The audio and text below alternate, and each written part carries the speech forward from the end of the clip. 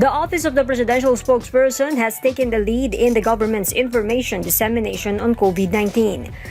Cabinet Secretary Karlo Nograles steps back as spokesperson of the Interagency Task Force on Emerging Infectious Diseases.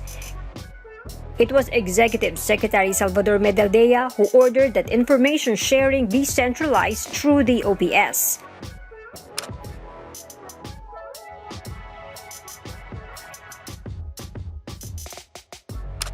What prompted change in the communication strategy?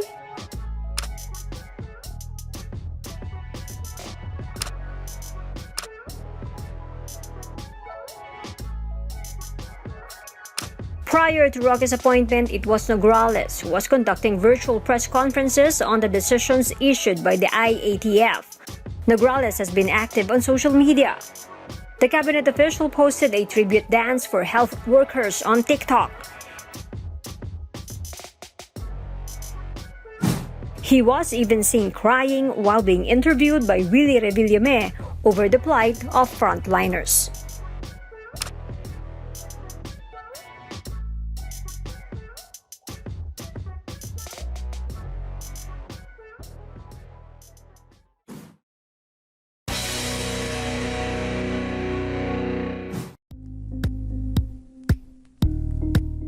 Thank you for watching Politiko TV. Please like and subscribe to our channel for more videos.